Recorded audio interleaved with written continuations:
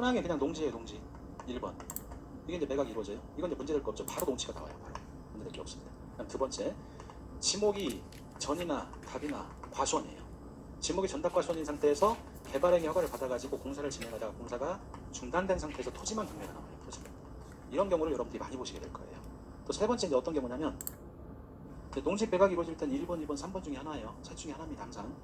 지목이 전답 과수원이에요. 전답 과수원. 네.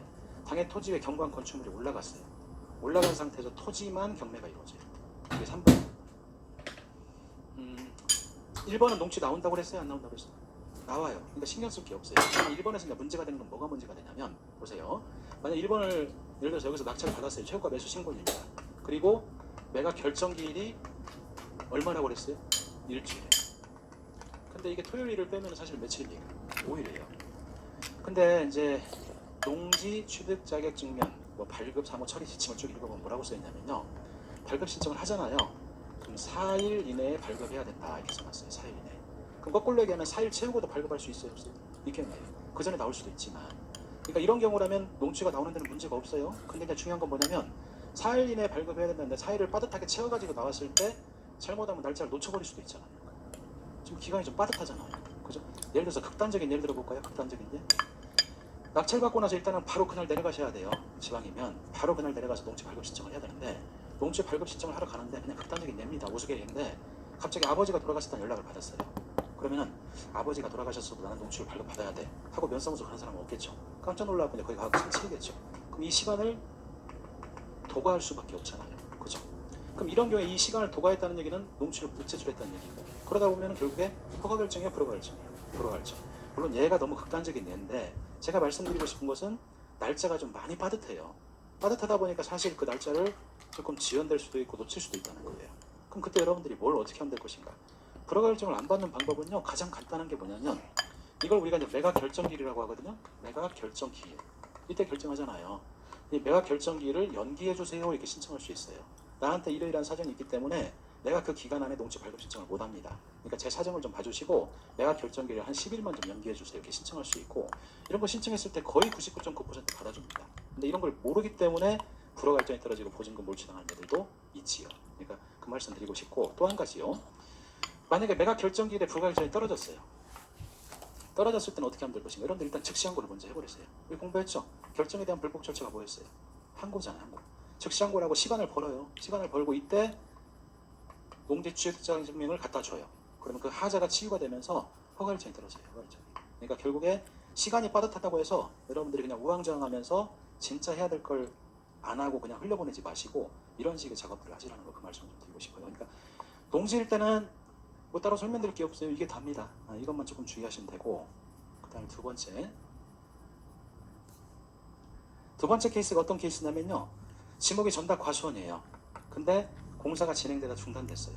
이 상태로 경매가 이루어지면 이 사건을 취급하는 법원마다 이걸 취급하는 방식이 조금 틀려요. 제가 일전에 어떤 말씀 드렸냐면 경매 사건에 있어서는 대빵이 누구라고 그랬습니까? 판사님이라고 그랬죠. 그러니까 판사님마다 이제 이런 유형의 사건을 처벌하는 해결하는 방식이 똑같아야 되는데 그래야 법적 안정성이 있는 거잖아요. 근데 똑같지 않고 이게 법원마다 조금씩 틀리다니까요. 첫 번째 어떤 판사님은 어떻게 하냐면요. 지목이 전답과수원이네? 알았어. 농지 제출하세요. 매각 조건 이렇게 잡아버려요. 지목이 전답과수원이네? 이거 농지네? 농지 제출하세요. 제출하지 않으면 저 보증금 몰취당합니다. 이렇게 이제 매각 조건에 그걸 써버려요. 이런 판사님이 계세요. 또 어떤 판사님은 어떻게 하냐면 집행관 현황조사를 갔다 왔을 거 아닙니까? 현황조사 보고서 읽어보고 야 지목은 전답과수원인데 공사가 지금 진행되다가 중단됐네? 아니면 공사가 지금 진행해갖고 이제 공사가 완성됐네? 밑에 지금 완성됐네? 그러면 완성이 됐다는 것은 이건 농지란 얘기입니까? 농지가 아니란 얘기입니까? 농지가 아니란 얘기죠. 그럼 이건 공사가 완성됐어? 이건 사실상 대지화가 된 거네? 그럼 농취를 발급받을 필요가 없네? 아예 매각 조건에서 이걸 빼는 경우도 있어요. 지목이 전답과수원이라 할지라도. 또 어떤 판사님들은 어떻게 하냐면요. 이게 이제 경매 신청이 되잖아요. 그럼 지목이 전답과수원이면 항상 검토하거든요. 농지인데 농취 조건 어떻게 진행해야지 하고 면사무소에다 물어봐요. 그래서 사실조회를 해달라고 면사무소한테 물어보는 거예요. 야 지금 이게 지목 전답과수원 상태로 경매가 진행되는데 이거 농지 받아야 되는지 안 받아야 되는지 우리들 판단 못하겠다. 어떻게 좀 얘기해주라. 근데 면사무소 그런 얘기 하겠죠? 판사님 이거는 지목은 전답과수원이지만 경관 건축물이 올라갔기 때문에 이건 사실상 대지가 된 것이고 그렇기 때문에 이건 농지를 발급할 수 없는 토지입니다. 대지니까 농지를 발급할 수 없는 토지입니다. 대지니까. 그러면은 농지 발급할 필요가 있어요, 없어요? 없죠. 그러니까 이런 식으로 판사님들마다 이렇게 진행하는 경우도 있고 이렇게 진행하는 경우도 있고 이렇게 진행하는 경우도 있어요. 근데 이제 중요한 것은 사고는 어디서 터지겠어요? 여기서 터지겠죠. 농지를 발급하더라도 이렇게 시켜요. 그렇기 때문에 여러분들이 낙찰받고 나서 농지를 발급 신청을 하게 되면 농지가 나옵니까? 안 나옵니까? 안 나오죠. 안 나오는 이유가 뭐죠? 이유가 농사지을 만한 땅이 아니잖아요. 그래서 우리가 농지 발급 신청을 하잖아요. 신청. 그럼 신청을 하게 되면 실질적으로 농지 취득자 증명을 발급한 게 아니죠. 신청을 거부했잖아요. 리젝했잖아요. 거부했죠. 그래서 이걸 뭐라고 하냐면 반려했다 이렇게 표현해요. 반려. 그래서 반려할 때는 반려 통지문을 반드시 보내줘야 돼요. 반려 통지문을 보내줘야 되고 왜 당신의 농지 발급 신청 우리가 반려했는지 그 밑에다가 이유를 기재해줘요. 이유를 쭉 기재해줘요. 기재. 일단 이런 식으로 진행을 하는데 중요한 거는 만약에 경관 건축물이 이렇게 올라갔어요. 올라가면은 농지 안 나오겠죠? 그럼 반려 통지문이 날라올 거예요. 그럼 반려 통지문이 날라왔을 때 거기는 반려 통지문에 우리가 농지 발급을 못하는 이유를 써준다고 했어요. 그럼 이유에 뭐라고 써주면 이렇게 써줘요. 이건 사실상 대지화가 된 토지이기 때문에 농지를 발급할 수가 없습니다. 이렇게 이유가 나와요. 그럼 이거를 그대로 법원에 갖다 제출을 합니다. 법원에 갖다가. 그러면 그때 허가 결정이 떨어져요. 왜냐하면 실질적으로 이건 처음부터 농지를 받을 필요가 없는 땅이잖아요. 그렇기 때문에 여기는 반려 통지문을 그대로 갖다 제출하게 되면 허가 결정이 떨어지는 거. 이런 예가 있어요. 두 번째요. 반려 통지문을 제출했음에도 불구하고 불허가 결정이 떨어지는 경우가 있어요. 아까 제가 말씀드렸듯이 판사마다 틀리다고 했어요. 근데 이분은 불허 결정을 내린 이유가 뭐냐면 아 그래? 이건 처음부터 농지를 발급받을 필요가 없는 거야? 그러면 여태까지 진행했던 절차가 잘못된 거네. 이거 다 나가리 만들고 처음부터 다시 매각 조건에 농취 얘기를 쏙 빼고 다시 진행하자. 이런 취지로 불허가 결정이 떨어져요. 그럼 이런 불허가 결정이라면 여기서 보증금은 돌려받을까요? 몰취당할까요? 돌려받겠죠. 그러니까 사실상 대지화가 된 상태라면 사실은 여러분들한테 손해날 건 아무것도 없어요. 허가가 떨어지거나 불허가 떨어졌다 할지라도 불허가 보증금을 돌려받고 다시 매각이 진행되는 거니까. 그래서 사실상 대지화가 된 상태에서는 여러분들한테 손해보는 게 아무것도 없다. 일단 그걸 기억하시고 그럼 사실상 대지화가 된 토지는 어떤 토지인가? 아까 얘기했잖아요. 경관 건축물이 올라간 거 대지가 된 거예요. 그걸 떠올리시면 되고 근데 이제 중요한 건 뭐냐면요. 공사가 진행되다 이렇게 중단됐어요. 중단됐을 때 이때는 어떻게 될 것인가? 이때는 실질적으로 이제 농지 발급 신청을 했을 때 농지가 나옵니까 안 나옵니까? 안 나와요. 그리고 이제 반려 통지문에 이유가 써 있다고 그랬죠? 이거는 사실상 대지화가 됐어요 안 됐어요? 안 됐죠. 기둥 지붕 주벽이 안 올라갔잖아요. 그래서 이때는 이유서에 뭐라고 써 있냐면 원상복구 후에 농지를 발급해주겠다. 지금 농지 발급 못한다. 이렇게 이유서에 써 있어요. 이유서에. 무슨 뜻이냐면 지금 현재 농사 지을 수 있어요 없어요? 없다는 거예요. 그러니까 이거 없애라는 거예요. 없애고 다시 신청하면 그때 발급해주겠다 그 뜻이에요. 그래서 원상복구 후에 농지를 발급해주겠다. 지금은 안 된다. 이렇게 써 있습니다. 근데 보세요. 이게 실현 가능한 얘기입니까? 불가능한 얘기입니까? 농지를 받아야 이걸 제출해야 허가증이 떨어지고 잔금을 납부해야 소유자가 되고 소유자가 돼야 원상복구를 할 수 있죠. 근데 나는 이 땅에 대한 권리가 지금 상태에서 있어요 없어요? 없기 때문에 원상복구 자체가 불가능하죠. 그래서 이 무식한 놈이 처음에는 이거 가지고 싸움을 많이 했었어요. 그 직원분들하고. 말 같지도 않은 걸 왜 나한테 요구하냐. 원상복구를 내가 어떻게 하냐. 원상복구를 하려면 내가 소유권을 가져야 되는데 소유권을 가지려면 아니 농지를 발급해줘야 내가 소유권 취득하고 원상복구 할 거 아니냐. 왜 불가능한 걸 나한테 요구해가지고 보증금 몰취당하게 만드냐. 처음에 솔직하게 얘기하면 싸움을 많이 했었어요. 근데 제가 어떤 표현 썼죠? 이 무식한 새끼라고 표현했죠. 제가 무식한 거예요. 제가. 왜 무식한 거냐면 연사무소에 계신 직원분들은 그냥 딱 두 가지만 본다니까요. 농지가 뭐예요? 농지를 취득할 자격이 있는 거 없는 걸 판단하고 자는 거예요. 그럼 얘가 농업인이 될지 해당하는지 안 되는지 이걸 판단하고 자는 거예요. 그럼 농업인이 되려면 농사지을 만한 땅이 있어야 될 거 아니에요. 근데 지금 현상은 농사지을 만한 땅이 돼야 안 돼요? 안 돼요. 그러니까 안 되니까 지금 안 돼. 이게 원상복구 되면 가능해. 그 얘기예요. 그 얘기. 그 얘기인 것이지 너한테 안 돼 이게 아니거든요. 그러니까 이건 면사무소 직원분들이 잘못한 게 있는 거 잘못한 거 전혀 없어요. 근데 막연하게 못들이 생각할 때는 아니 불가능한 걸 나한테 요구한 게 아닌가 이렇게 생각하니까 다툼이 생길 수밖에 없죠. 이거 문제 되겠어요 안 되겠어요? 이거는 아까 제가 경매 사각지대 많다고 그랬잖아요. 이거 풀어야 돼요. 이거 풀지 않으면 실질적으로 공사 중단된 미완성의 건축물이 방치된 채 농지가 매각이 이루어져도 해결이 안 되는 거예요. 해결이. 그러니까 이런 해결해야 될 문제인 거예요. 그래서 저같이 피해보는 사람들이 있었을까요? 없었을까요? 많이 있죠. 그러다 보니까 그런 사람들이 자꾸 이제 많아지고 사회적 문제가 대두가 되면 그때 법을 좀 바꿔볼까? 이런 생각들이 들어요. 근데 아직 법이 바뀐 건 아니고 여러분들한테 뭘 보여드릴 거냐면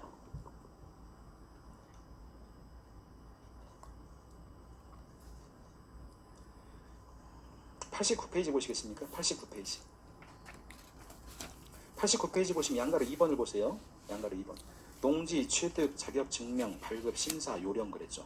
예, 이거는 이제 농림수산식품부에서 이제 대외적으로 국민들한테 파는 게 아니고 그냥 대내적으로 직원들이 보게끔 한 책자입니다. 책자. 그래서 농취 업무를 앞으로 진행하면서 이거에 맞게끔 진행하세요. 헷갈리는 거 있어요? 이거 보고 진행하세요. 이런 취지로 만든 거예요. 이거를.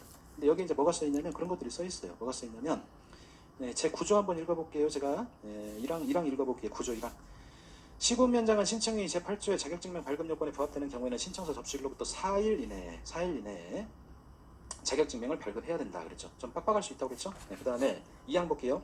시군면장은 신청이 제8조 자격증명 발급 요건에 부합되지 아니하는 경우에는 신청서 접수일로부터 4일 이내에, 다음 페이지요. 4일 이내에 자격증명 미발급 사유를 명시해가지고 신청인에게 문서로 통보해야 한다 그랬어요. 그게 아까 뭐라고 했습니까? 반려통지문 날라온다고 제가 말씀드렸죠. 그 얘기입니다. 이유를 명시해가지고. 그리고 3항 읽어볼게요. 시군면장은 신청이 제2조 1호에 따른 농지가 아닌 토지, 자격증명을 발급받지 아니하고 취득할 수 있는 농지 또는 농지법을 위반해서 불법으로 형질변경한 농지 등에 대해서 자격증명에 발급 신청한 경우로서 제2항에 해당하는 경우에는 자격증명 미발급 사유를 아래의 예시와 같이 구체적으로 기재해야 된다 그랬어요. 구체적으로. 그러면서 그 예시에 이제 그런 내용들이 써 있죠. 예시에. 그래서 이런 식으로 이제 구체적으로 기재해야 된다. 이제 이 내용입니다. 여기까지는 아까 다 설명드렸던 거예요. 근데 이제 제 9조의 2를 읽어볼게요. 농지 전용 사업이 시행 중인 경매 농지에 대한 자격증명이 발급을 했어요. 일단 농지 전용 사업이 뭔지부터 볼까요? 농지를 다른 용도로 사용하는 사업이에요. 전용이잖아요. 그럼 농지를 다른 용도로 사용한다는 것은 뭐 하는 거예요? 개발행위 하는 거예요. 개발행위. 그럼 개발행위 하는 거 이게 뭡니까? 잠깐 얘기해 보세요. 지금 이게 지목이 전답과 시원했는데 여기다 뭘 짓는 거예요? 건물 짓는 거. 이게 농지 전용 사업이에요. 그럼 농지 전용 사업이 시행 중인 농지가 경매가 진행될 때 하도 사고가 많이 터지니까 어떻게 해야 될 것인가? 그거를 사무처리 지침에 써놨어요. 그래서 1항부터 볼까요? 1항이요. 시군면장은 농지 전용 사업이 시행 중인 경매 농지에 대해서 당해 농지의 최고가 매수 신고인이 농업 경영 또는 주말 체험 영농 목적으로 당해 경매 농지에 대한 자격증명을 신청하는 경우에는 끊으시고요. 당해 농지의 상태, 경작 또는 재배 가능성 등을 검토해서 미리 자격증명을 발급할 수 있다고 그랬어요. 그러니까 지금 1항은 어떻게 사용한다는 거예요? 낙찰자가 이걸 받아서 농업 경영 목적으로 사용하는 거 또는 주말 체험 영농 목적. 그러니까 쉽게 말하면 농사 짓기 위해서 사용할 때는 이런 것들을 검토해서 발급할 수 있다 이렇게 써놨죠.